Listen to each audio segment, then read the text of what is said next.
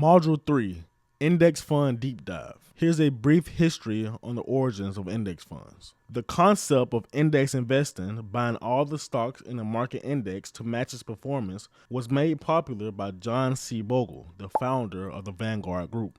In 1975, Vanguard launched the first publicly available index mutual fund, originally called the First Index Investment Trust, now known as the Vanguard 500 Index Fund.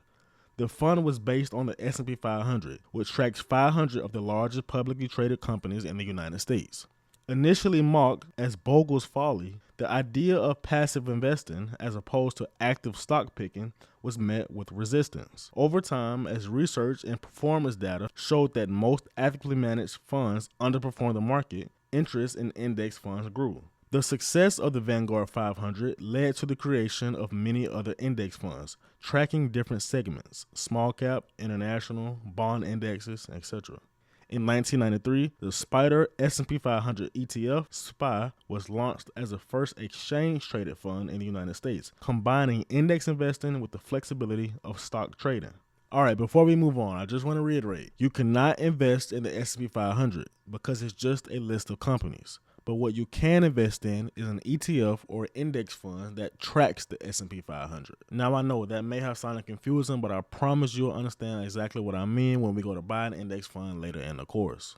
Exchange Traded Fund Deep Dive. Here's a brief history on exchange traded funds and how they came to fruition. The concept of ETFs, funds that track an index and trade like stocks, emerged in the late 1980s. The first ETF-like product was introduced in 1989, the Index Participation Shares, which tracked the S&P 500. However, it was short-lived due to legal and regulatory issues. In 1990, Canada launched the world's first true ETF, the Toronto Index Participation Fund, tracking the TSE 35 index. The U.S. followed suit in 1993 with the launch of the SPDR S&P 500 ETF, ticker symbol SPY, by State Street Global Advisors, tracking the S&P 500. SPY remains one of the largest and most traded ETFs in the world. Here are some advantages of index funds and ETFs. Both index funds and ETFs offer low fees and broad diversification, making them decent choices for all investors. ETFs, however, have the advantage of being traded throughout the day, like stocks, and are typically more tax efficient and taxable accounts. On the other hand, index funds are better for automatic investing since they support features like recurring deposits more easily. In short, choose index funds if you prefer a set it and forget it approach to investing. Choose ETFs if you want more flexibility, lower taxes, and real-time trading. Both are excellent choices for building wealth over time. Let's talk about something called fund weightings. So because we have the luxury of having ChatGPT, I went ahead and asked them, explain what a fund's weighting mean like I'm 5 years old. They said, sure. Imagine you have a big bowl of fruit salad. Each fruit, like apples, bananas, and grapes, represents a company in the fund. Now, weighting means how much of each fruit is in that bowl. If the salad is mostly apples, then apples have a higher weight. If there are just a few grapes, then grapes have a smaller weight. Now, in a fund, a company with a higher weight means the fund owns more of that company. A smaller weight means it owns less of that company. So weighting tells you how much each company matters in the fund, just like how much each fruit salad stands out in your salad. So in normal terms, a fund's weighting refers to how much of the fund is made up of each individual company, usually based on market capitalization. For example, in a market cap weighted fund like the S&P 500, larger companies like Apple or Microsoft will make up a bigger portion of the fund, while smaller companies like CarMax and Mohawk Industries will make up less. Market capitalization just means the total amount of money that's invested into that company. A price-weighted fund, like the Dow Jones, companies with the highest share prices make up the bigger portion of the fund, and vice versa. Weighting basically means how much of each stock influences the fund's performance and price. So if Microsoft makes up 20% of a fund, and 5 other stocks make up the other 80%, Microsoft's stock performance will affect the fund's performance greater than the rest of the other stocks. If Microsoft has a bad day, the fund will most likely have a bad day too, unless the other companies in the fund go up. And vice versa. If Microsoft has a good day, the fund will most likely have a good day too, unless the other companies in the fund go down. All right, so let's talk about what are fund holdings, and then we'll tie everything back together. So again, I asked ChatGPT, explain what a fund's holdings mean under a paragraph. A fund's holdings are the individual stocks, bonds, or other assets that the fund owns. They show exactly what companies or investments your money is going to when you invest in the fund. For example, if you buy an S&P 500 index funds, its holdings include all 500 companies in that index, like Apple, Amazon, and Google. So here are some of the stocks that make up the S&P 500, and here are some of the stocks that make up the Dow Jones. Remember, the Dow Jones is 30 companies, the S&P 500 is 500 companies. So I'm just going to explain everything we're looking at so you don't get confused. So here we have number. This is the order of the largest companies in the fund. We have company. This is the company that's in the fund. Symbol is the ticker symbol of the stock that's in the fund. Weight is the percentage that a stock affects the fund out of 100%. Price is going to be the current share price of the stock that we're looking at. All right, so let's look at some holdings and weightings of companies that's in the S&P 500. The S&P 500, again, is a market cap weighted index, meaning the companies that have the highest market cap will make up a larger portion of the fund, therefore affecting the fund's performance more than smaller companies. In the next slide, I'll show you how to find the market caps of companies, but for now, just know that these stocks are in order from biggest to smallest companies in the United States. NVIDIA is the largest company in the world. Microsoft is the second, Apple is the third. It's crazy we're looking at this because when I started investing, Apple was the #1 largest company in the world. Apple seems to be slowly losing it, but that's a conversation for another video. Just look at some of the names that's in the S&P 500 and I'm pretty sure you heard of all of them. And there's still 480 more. But take a look at this. Notice the weighting of the biggest company in the world versus the weighting of Bank of America.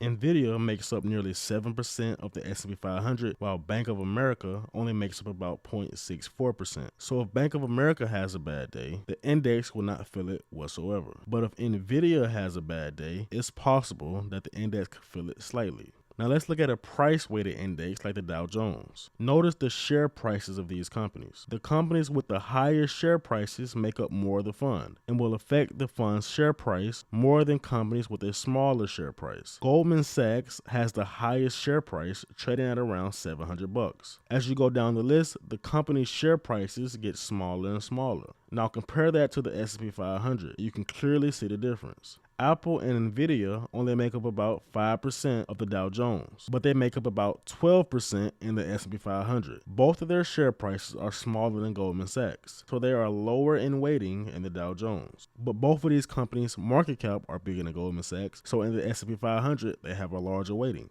I hope that wasn't too confusing, y'all. This stuff is kind of simple to understand, but I know how it can get. All right, so here's how to find the market cap of any company that's on the stock market. Go to a website called companiesmarketcap.com. It has all 10,548 companies and even gives you a complete market cap of all of them combined, sitting at around $124 trillion. Notice how much the biggest company in the world is worth. They're worth $4 trillion with a T. I want you to go to this website and write down all of the companies that's worth $1 trillion and study why they're worth that much, what do they make, how do they impact the world, etc. This will give you an idea of what companies you should add to your portfolio, and you get to see the global impact of these companies. Then I want you to look at all of the companies that are only worth $100 billion and compare them to the companies that's worth $1 trillion. And I want you to ask yourself, can any of these $1 billion companies that I'm looking at now one day become $1 trillion companies? Those are also some companies you can invest in. It also lets you sort the largest companies by revenue, how many employees they have, the dividend, their earnings, etc. So just go on this website and look for yourself. All right, so let's talk about the many different types of ETFs and index funds that the stock market offers us to invest in. So there are many different types of index funds and ETFs that attract different investors who may all have different investment goals and risk tolerance. Inside the parentheses are funds that match the criteria. The first criteria that you can sort them by are by market capitalization. You can have a total market fund. Total market funds track their entire US or global stock market. Large capitalization funds focuses on big companies only. Mid cap tracks medium-sized companies, and small cap tracks smaller-sized companies. You can sort them by geography. U.S. funds only invest in U.S. companies. International only invests in developed markets outside the United States. Emerging markets focuses on growing economies like India, Brazil, China, etc. Global funds include both U.S. and international companies. You can sort them by sector or industry. You can have technology, healthcare, financials, energy, real estate, utilities, consumer staples, and industrials. You can sort them by asset type. Bond funds track U.S. or global bond markets. Balanced funds combine stocks and bonds in one fund. Dividend or income focuses on dividend paying companies. Dividend ETFs allow you to receive a dividend payment into your investment account, just like a dividend paying stock, except it's safer, as single companies can cut its dividend or even go bankrupt. You can sort them by strategy. Growth focuses on fast growing companies. Value or conservative track undervalued or stable companies. Equal weight gives all companies the same weighting, regardless of size. ESG or socially responsible focuses on companies with strong environmental, social, and governance practices. Target date funds, a fund that automatically adjusts your asset allocation over time to become more conservative as your retirement age approaches. And only for ETFs, leverage ETFs. This is something that I specialize in. Leverage ETFs are ETFs that give amplified returns of an underlying index or stock. We'll talk about leverage ETFs a little bit later. Here is the easiest explanation of how funds make you money. You make money by share appreciation. You buy shares of a fund at a lower price and you sell them at a higher price. For example, VOO, which is the Vanguard's version of the S&P 500, trades at $600 today. You buy 2 shares for a total worth of $1,200. Next month, VOO trades at $700.